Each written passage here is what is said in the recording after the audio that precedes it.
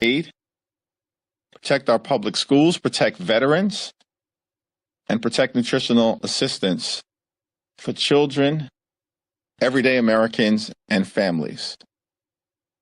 House Republicans and the Trump administration are trying to take a chainsaw to everything that matters to the American people, like ending Social Security and Medicaid as we know it. Seniors on Social Security receive an average of $65 per month. They rely on Social Security in earned benefit to put food on the table, clothing on their back, and to make sure that they can pay their rent or pay their mortgage. It's extraordinary to us that Donald Trump, the administration, and Republicans are trying to detonate Social Security in real time, including by dismantling the Social Security Administration, which will impact the ability of older Americans to receive benefits. The Republicans believe that Social Security is a Ponzi scheme. Project 2025 is the Ponzi scheme. Republicans are defrauding the American people. Last year, Republicans promised that they would drive down the high cost of living and ignored Project 2025, lied to the American people as if it didn't exist. This year, Donald Trump, the administration, and Republicans in the Congress have done nothing to drive down the high cost of living. Costs aren't going down, they are going up. Inflation is going up. America is becoming more expensive and less affordable under complete Republican control of government. At the same period of time, Republicans are flooding the zone with a parade of horribles that all relate to Project 2025. That's the Ponzi scheme that's been run on the American people. And front and center right now is the target that Republicans have put on the back of Social Security recipients all across America. Democrats are going to fight hard to protect Social Security and Medicare and Medicaid and the things that actually matter to making life better for the American people. Questions? Hakeem Jeffries. Thank you. There's been some reporting that Republicans might have a numbers problem. What does that mic actually do? It speaks for the cuts camera and Bruno. Okay. All right. My first time seeing it, I was wondering what's going on here. Okay. It's kind of an oversized microphone there. As Yoda said in Star Wars, those size matters not. Okay. In any, there's been some. I'm going to refrain from commenting on that observation. Well, go ahead. Yeah. Okay. Yeah. In any, there's been some suggestion that Republicans might have numbers with their reconciliation package. There's some reporting that there might be a withdrawal of the nomination of Elise Stefanik. What do you think that says if they were to pull that nomination or she were to withdraw, about them having trouble with numbers to get through so-called legal? Republicans are in free fall right now. House Republicans are fighting with Senate Republicans. Senate Republicans are fighting with House Republicans. House Republicans are fighting with each other because you've got a group of people who are uncomfortable with the fact that they were forced as House Republicans in so-called swing districts to vote for the largest Medicaid cut in American history. And we will not let the American people ever forget it. Then you have a group of so-called Freedom Caucus Republicans who want to go further in terms of the cuts that are harmful and painful that they want to inflict on the American people. And then you've got Republicans in both the House and the Senate who don't know whether they should follow orders from Donald Trump or Elon Musk. So the whole situation is chaotic and confusing, but it all relates to a corrupt Ponzi scheme that they are trying to jam down the throats of the American people. Let's speak to this numbers issue. It's unclear what the numbers issue ultimately represents. I don't know. They seem to be panicking about the two special elections in Florida, which shocks the conscience of anybody who follows these races closely. Florida 1 and Florida 6. Donald Trump won those two districts respectively by 30 and 37 points. How is it that they are even competitive at this point? Why are Republicans panicking in deep red districts? It's because their agenda is unpopular. They are completely and totally out of control. There's been no focus on driving down the high cost of living. And instead, this budget that they want to jam down the throats of the American people in order to provide tax cuts to their billionaire puppet master donors like Elon Musk is also unpopular. So they do have a numbers problem that they're going to have to try to resolve, but that's for Republicans to work out. Yep. Yes?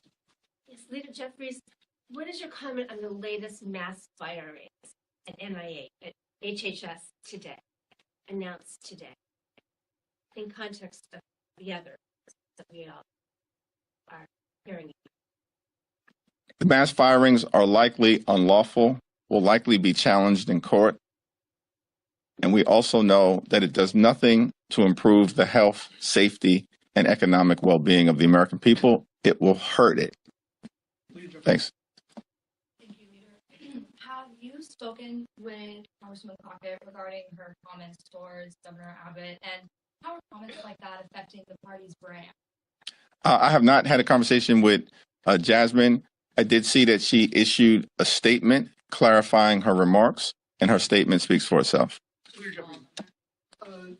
On top of that, you mentioned the list of horribles from Project 2025. On top of that, one of the other ones unrelated to Social Security, Medicare, Medicaid is the ramping up of deportation, sending people to El Salvador, and they're coming day by day by day. Is just the rapid fire of these deportations, a lot of them which seem unlawful or without due process, is the speed of it making it harder for Democrats to respond to this violation of due process? No, these deportations that appear to involve, in several instances, American citizens or legal permanent residents have been challenged in court and will continue to be challenged in court.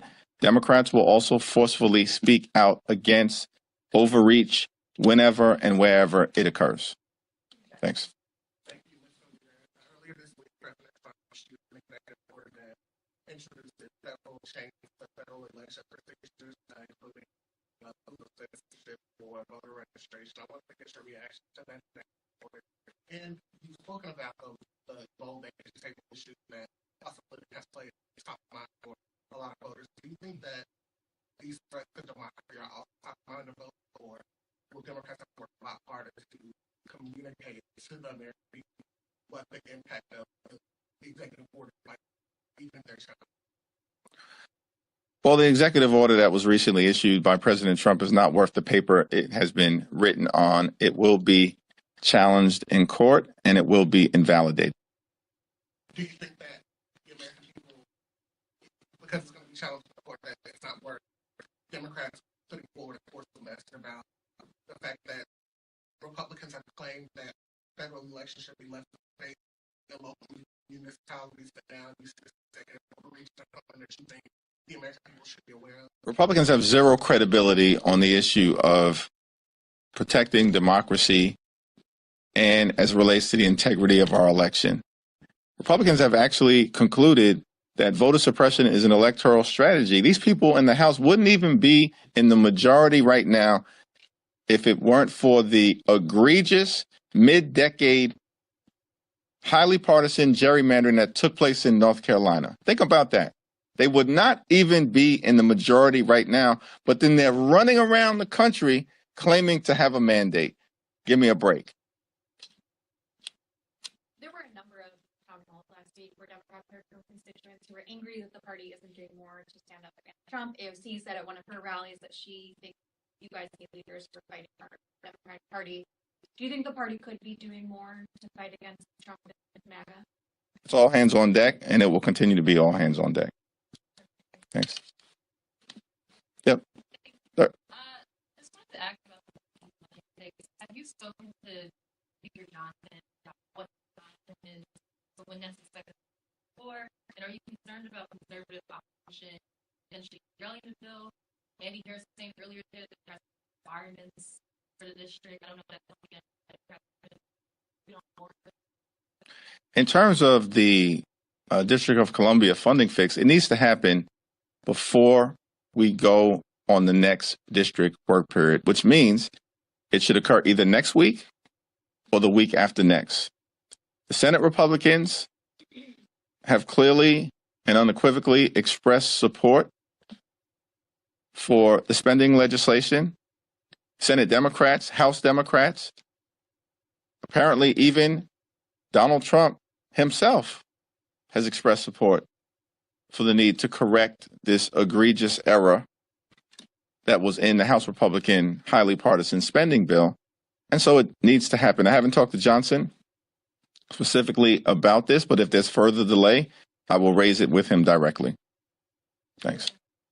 2 weeks ago, you and Leader Schumer ended up in different places on the CR vote. Moving forward, what are you and him doing to get on the same page? We are on the same page right now as it relates to pushing back against the reckless Republican budget, which includes the largest Medicaid cut in American history. We are on the same page as it relates to stopping the Republican effort to dismantle Social Security as we know it. We are on the same page as it relates to what needs to be done to actually create an economy that is affordable for everyday Americans. Thanks. Thank you. Obviously, the Democrats are mad. The base is mad. We've noticed this uptick in the use of expletives in both chambers by Democrats. I have a list. I don't want to read it. Am I on that list? No, you're not actually. You're, Okay. you're a gentleman. You haven't used a curse word that I've heard of yet. Do you think this is the best tactic and the smartest way to connect with voters? Is this something that you think works right now? Voters are angry all across the country for good reason. We are witnessing in real time an unprecedented assault by Republicans on the economy, an unprecedented assault on Social Security, Medicare, and Medicaid, an unprecedented assault on the American way of life, an unprecedented assault on veterans, thousands of whom have been fired without justification by the Trump administration, and an unprecedented assault on American democracy. People are upset, people are concerned, anxious, frightened, scared, and all of the above. And so you see Democratic members across the country channeling those feelings in a variety of different ways. But one thing is clear, electorally, Republicans are on the run. They're on the run. We saw it in Iowa in January. We saw it in New York in February. We just saw it in Pennsylvania yesterday, in places where Republicans should not simply be winning, but winning easily. And it's because there is an energized Democratic base, and swing voters, along with independents, are abandoning Republicans in droves all across America. By the way, that's the reason why Republicans are actually spending millions of dollars in 2 districts in Florida that Donald Trump won by north of 30 points. So is it fair to say that you won't use that language, but you're okay with it? It's fair to say that Republicans are on the run all across the country, and I'm okay with that. Thank you. Thank you. Given the anti-establishment energy from some of the Democratic grassroots on the ground, how confident are you that you'll be able to maintain the unanimous support that you've enjoyed from your caucus when it comes to the 2027 speaker election, particularly from some of the new members that may. Very.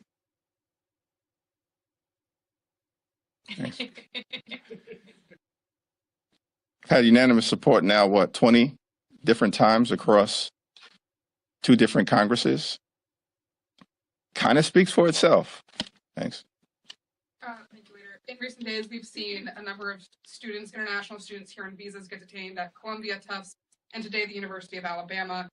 Do Democrats have any advice for these students on things they can do to protect themselves from these detainments, and what specific actions do Democrats plan to take to combat these recent actions? We are carefully working with a variety of different advocacy organizations, as well as our allies in the legal community, and where appropriate, Democratic attorney generals, to make sure that we are forcefully pushing back against any violation of the law, including where students on visas and legal permanent residents, as was the case in New York, are being illegally targeted by the Trump administration.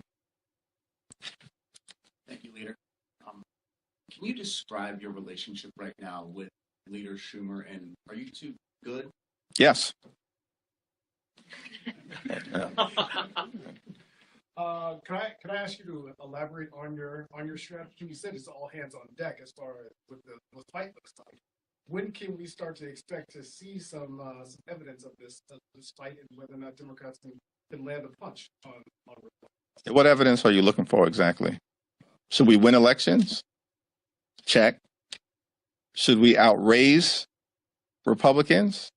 Actually, the DCCC, interesting that I haven't seen this aggressively covered because it runs against the narrative.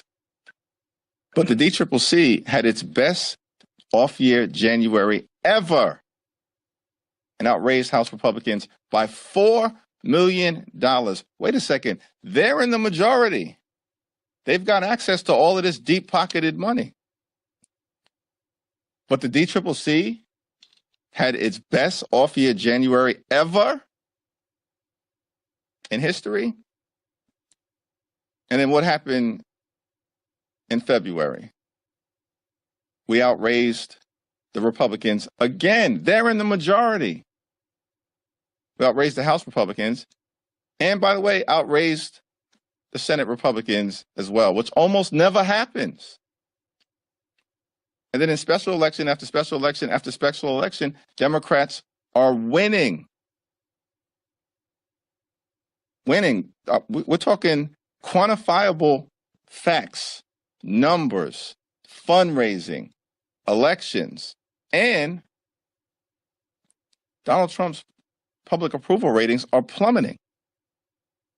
He's supposed to be in his honeymoon period right now. One of the reasons why Republicans are probably panicking in terms of whether they ultimately will be able to produce the votes to jam a reckless budget down the throats of the American people is that the so-called swing seat Republicans get nervous when they see these special election results and see Donald Trump's poll numbers collapsing, while at the same time, in every single one of these races, independents are breaking for Democrats, and the Democratic base is turning out. Wait, the Democratic base is turning out? In Iowa, in New York, in Minnesota, in Delaware, most recently in Pennsylvania? That seems to run counter to the narrative that some in this town continue to try to put forward. But we're in the facts business, not the perception business. Can I just follow up there? Sure. It's not just a narrative. I mean, that's what we're hearing at town hall. It's like constituents want to see the fight. Correct. The journalists want to see the fight. So if you're answering the question to constituents, when will they see the fight? Is it just looking at special elections? No, I think, well, so, yeah, well, but I think what has been clear and what you see, and first of all, we're having town hall meetings. Republicans aren't even having town hall meetings. They're afraid to have town hall meetings. We're in these streets regularly, whether that's in Brooklyn, in the Midwest, in the Deep South. in California. So we interact with constituents all the time. I interact with constituents all the time. And we'll continue to talk about the things that are being done in Congress to push back against Republicans, our strong opposition to the reckless Republican spending bill. That was a fight. We were on one side of that fight. Republicans were on the other side of that fight. It was a legislative fight. Our uniform opposition to the reckless Republican budget, every single House Democrat voted against it. Every single Senate Democrat voted against it. That was a legislative fight. We were on the side of the American people, and Republicans were on the side of their deep-pocketed donors and special interests. We're in the middle of a fight right now as it relates to Pete Hegseth. He needs to resign or be fired by Donald Trump. We've made that clear across the caucus. And Democrats, I think, showed fight in the Senate hearing on Tuesday and in the House hearing on Wednesday. Our veterans have stood up to push back against this stunning national security breach. That's a fight that we're in right now. Are we on the sidelines? Have we been silent about this scandal? Have we? Okay, so that's a fight. These fights are ongoing. We're pushing back against their efforts to dismantle the Department of Education. Johanna Hayes and others, they're leading that fight. Joe Neguse and Jamie Raskin and others who are leading the litigation working group effort have been involved in the fights that are taking place in court case after court case after court case where the American people are actually winning in court and Donald Trump is losing. That's a fight. So, yeah, special elections are one indication of it. It's an important indication because is the Democratic base energized or demoralized as it relates to turning out? Y'all can answer the question based on what you are seeing. Is the Democratic base energized or demoralized as it relates to supporting the Democratic Congressional Campaign Committee? The data speaks for itself. Those are data points. But the most important thing is that the substantive fight has been underway from the very beginning, and it will continue with the relentless energy and righteous indignation that the moment deserves. Thank you, everyone. Thank you. Yankees predictions this year? Are they in the fight? Too soon. Have a good weekend.